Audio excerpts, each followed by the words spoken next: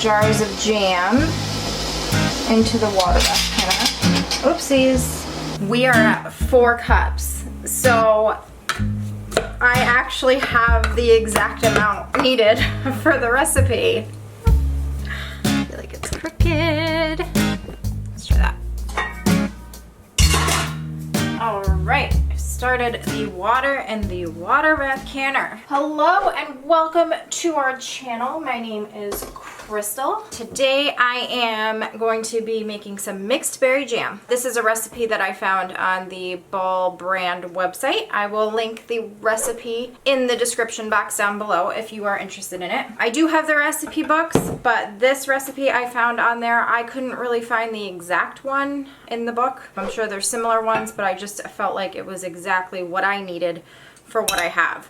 I already put it in a plastic sleeve so I don't make a mess. It says you need 4 cups of crushed berries, mixed and matched. And we have the strawberries and blueberries from our garden that we've been harvesting. I'll say this is over the past 4 or 5 weeks of us harvesting berries from the strawberry patch and the 3 blueberry bushes that we have. And what I would do is I would wash them, keep them in the refrigerator, and then after about a week or so, I would quarter them up, lay them out on a cookie sheet, flash freeze them essentially in the freezer, and then put them in freezer bags. And then this morning I dumped them into a bowl to get them to defrost. Went out, picked only a few more berries that were ripe in the strawberry patch, and then I think I only found like 3 or 4 blueberries that were ready and left in the 3 bushes that we have. So I combined those with the rest of the strawberries that we've had in the refrigerator from the past week of collecting strawberries, washed them and added them to the bowl. So this is what I have here.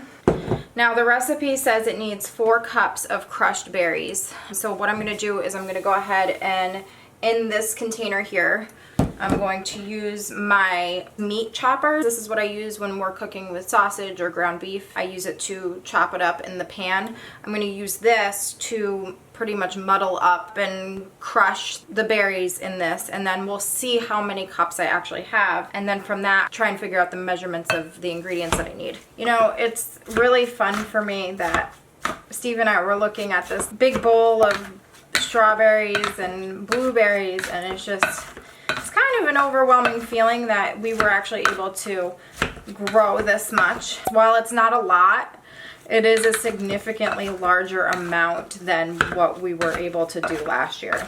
This is such a simple recipe, and I'm really excited to make it. So this ratio of strawberries and blueberries that I have is mostly strawberries.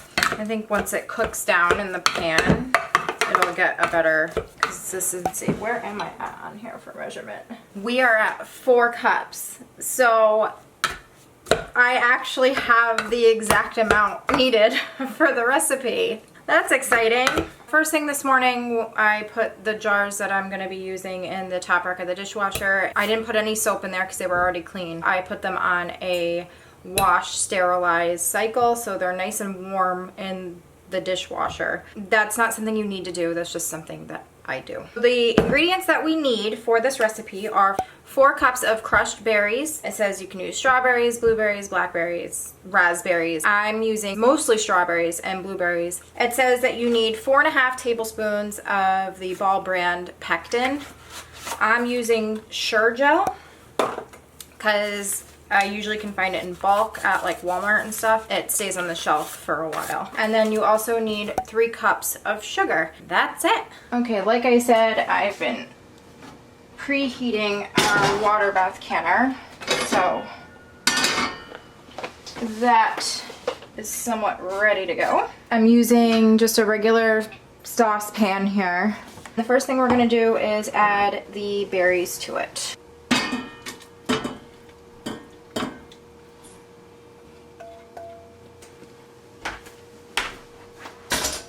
Now I'm going to turn the heat up to medium-high because we're going to slowly bring this up to a rolling boil.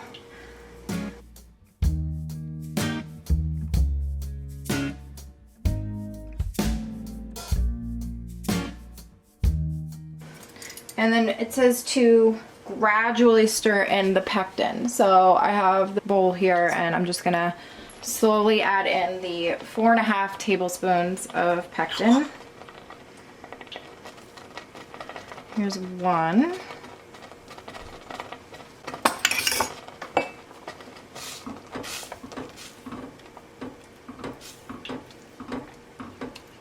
I think I'm gonna take the heat down just a little bit.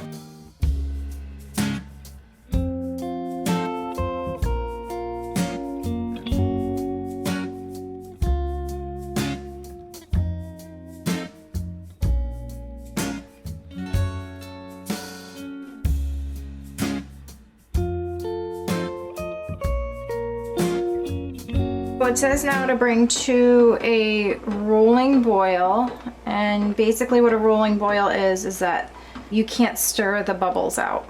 So while it's boiling, as you're stirring it, the bubbles just keep coming up. So it's a constant boil.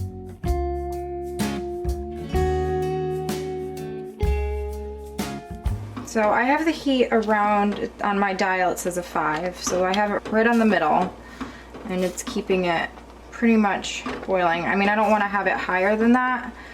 I just don't want to risk burning it. I'm going to add in all of the sugar.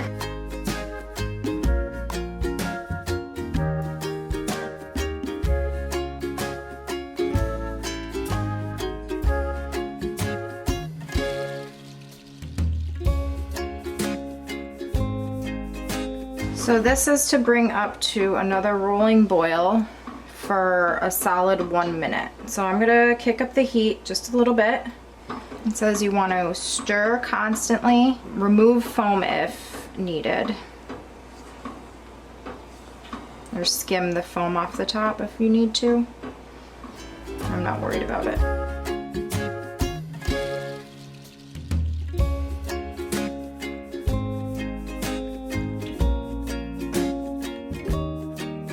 It smells really good.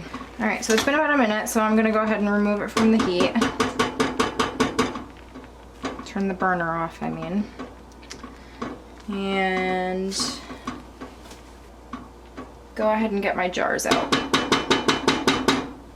The recipe says that it makes 6 half-pint jars, and that's what these are. These are just the jelly jars. I have more than 6 here just in case. Kind of annoying to not have enough jars, so I always just make sure I have too many. I have my funnel, the bubble tool, and then the regular mouth lids. Now this came from a new box of replacement lids, and I just quickly washed them. Just warm soapy water, just washed them off really quick, no big deal. I have the bands back here. Now I'm gonna ladle the hot jam into the jars, leaving a 1/4 inch headspace. The bubble tool here, a 1/4 inch is marked, and so that is a 1/4 inch. So this would be 1 inch, 3/4 inch, 1/2 inch, 1/4 inch. So you fill the jars pretty high.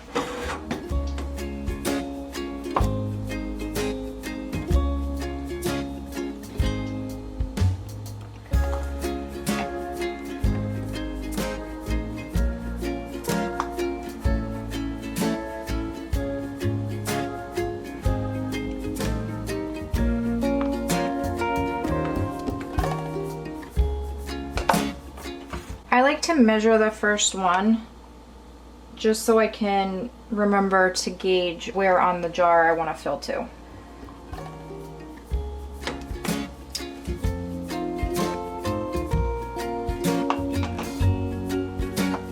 So that's about a 1/4 inch.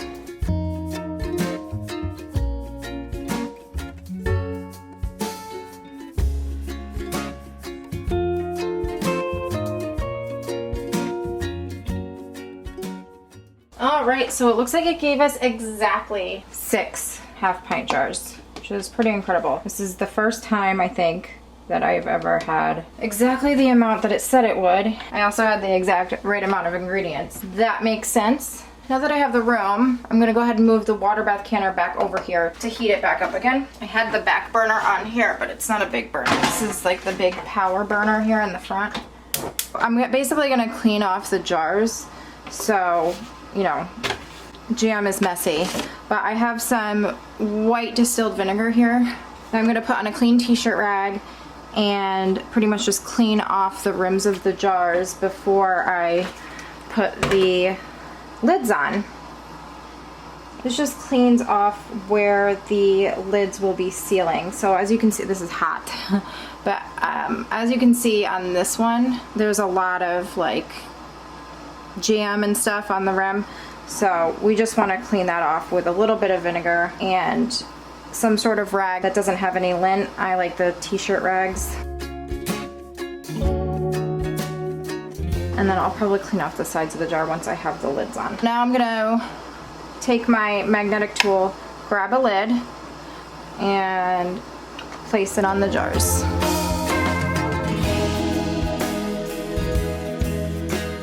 Then we're gonna take our bands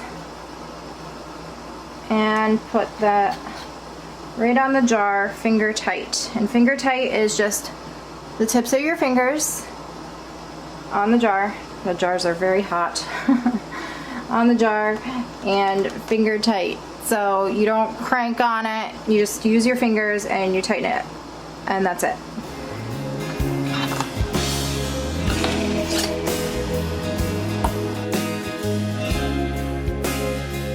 The jars are kind of yucky and they have some jam on them, so I'm just gonna kind of clean off the jars a little bit before I put them in the canner because I intend on reusing the water when I make pickles. I actually had saved the water from when I canned jalapenos and hot peppers, but I ended up not being able to make this for a while and the water got kind of murky, so it's at a slight boil right now. I'm just gonna go ahead and put the jars of jam into the water bath canner. Oopsies.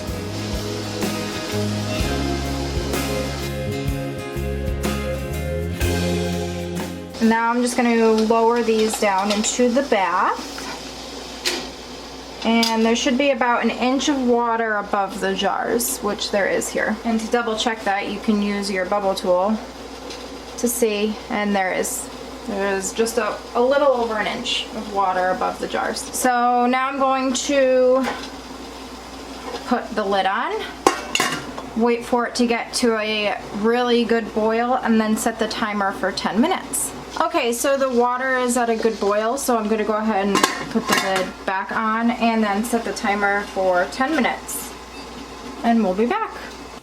So about 30 seconds left on the timer. Nope, 15 seconds left on the timer. And I'm gonna turn the burner off, remove the lid, and then set the timer again for 5 minutes. This just brings the jars up to a cooler temperature. Rather than going from drastically hot to drastically cool, you could risk cracking the jars. And then tilt the lid away from you so you don't get scalded by steam. And then we'll go ahead and set the timer for 5 minutes. Alright, so the 5 minutes is up, and now I'm going to lift the jars, lift the rack out of the canner. And then just kind of let them sit there for a minute. Now I'm going to take the jars out of the canner, place them onto this towel here. Look at that.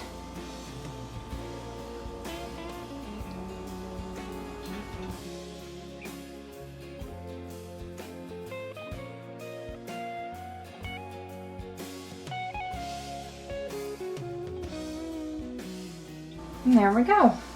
Hey, so we just canned up some mixed berry jam from berries in our yard, and I am so excited about it. It's so cool that we grew it and we turned it into something that we really, really enjoy. Here is how they look. And basically they are going to sit here on this towel in this spot, roundabout. I might move it a little.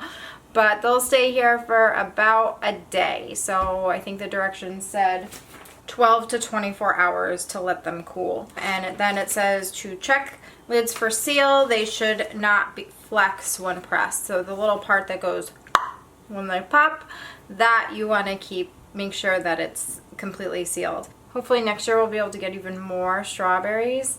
And this was just a really fun, easy thing to can, was this mixed berry jam, and I'm happy that it's done, and I'm surprised I got more than I was anticipating. I thought I was only gonna get like 2 or 3 jars, and I ended up getting 6. I'm pretty happy with it. But that'll do it for this canning video. I hope you enjoyed it. If you did, give it a thumbs up and leave a comment down below if you've tried this recipe before and if you like it. I'm gonna try canning up some pickles again and try and get them crunchy. The never-ending task of trying to keep pickles crunchy. But that'll be in the next video, so if you are interested in that kind of thing, make sure that you subscribe, and we will see you next time. Thanks for watching. Bye.